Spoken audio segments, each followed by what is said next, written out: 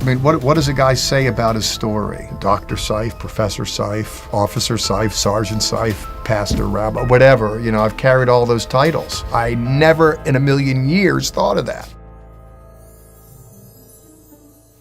Well, a hearty shalom to all of you. Jeffrey Seif here. That's how Jews say it in Texas.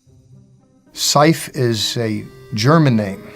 My mother and father met in America. Mom was smuggled out of Nazi Germany by nuns. Mom died in a mental hospital because we could get Mom out of Germany, but couldn't quite get Germany out of Mom. I went to Jewish school. I went to the Jewish Community Center after school. I lived in Jewish neighborhood and had Jewish friends. I didn't know there was really anything but being Jewish. One time, about 12 or 13, I'm walking down the street and these two girls, they yelled, "Hey, you dirty Jew, you killed Christ." I remember that vividly. I don't know, I didn't understand what Christians were all about. My parents sent me to a yeshiva, a religious Jewish school, and it was strict. It really didn't mediate life to me, and I wasn't interested in Rabbi Hoffman. I was interested in Abby Hoffman, you know, being a hippie, and I pushed away from Judaism. Not out of any dislike for Judaism, but just part of my own quest for discovery. Well, I'm 16 years old laying in bed. My mother comes in and tells me to clean up the room, and I give her a hard time. She says, "Well, if you don't like it, you can leave." So I left.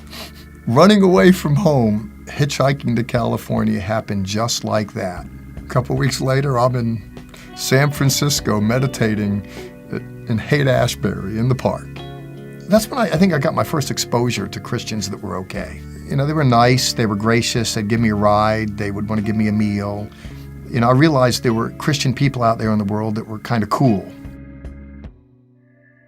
It's really important in the Jewish world, you know, education is king, but I was just high all the time, and in high school I just drifted through with a lot of D's and F's. You know, I just wasn't on anyone's most likely to succeed list. It's kind of like roadkill on the highway of life. I was in Pennsylvania and I was walking down the street and a guy with hair down to his waist comes up to me and gives me a pamphlet and wants to talk to me about Jesus. And I says, "Look, man, you know, I'm Jewish. I don't believe in Jesus." And he said, "Why not?" I said, I don't know. I just don't. You know, Jesus was a Jew. Give it a second look.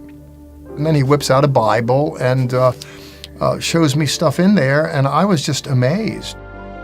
The virtues of kindness, love, compassion toward your own and toward the brother from another mother are in the biblical text, in the Hebrew Bible. But it comes forth much clearer in the newer covenant, where one understands that the God of Israel isn't just about extending graces to Israel, it's all about the world. And that's the story from the get-go, you know, when the Lord speaks to Abraham and he says, "Through you, all the families of the earth will be blessed." There's a way to get the grace out global. When I discovered Israel's Messiah and asked Jesus into my heart, that mediated such life, such energy, this whole new starburst of enthusiasm, this new approach to life, whole new beginning there. I wound up getting an associate degree, a bachelor's degree, 2 master's degrees, and 2 doctoral degrees, and became a college professor. I never saw that in the stars. I took a sabbatical from teaching and went to the police academy, just donating services as a police officer. And I do that to this day as a director, the associate director of a police academy in Dallas. It's a rather odd combination. People think the religious thing on the one hand and the streets on the other, but to me, you know, it's all about helping people.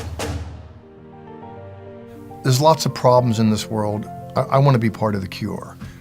When I look at the first few chapters of the Bible, I wrap yellow crime scene tape all around it. I mean, you haven't read 5 minutes into the Bible till you realize that sin has made its entrance onto the stage of the human drama.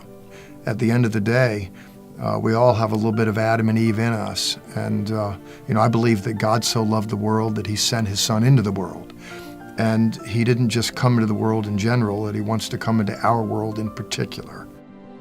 I know the real me. I really don't think I'm all that much now.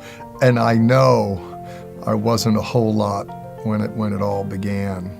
Man looks at the outward appearance, but God looks at the heart. And inasmuch as God was gracious to see potential in me, not just problems, would it be that I'm more capable to see that in others? And would it be that we all were minded to discern what's good and beautiful in people, not just what's disappointing?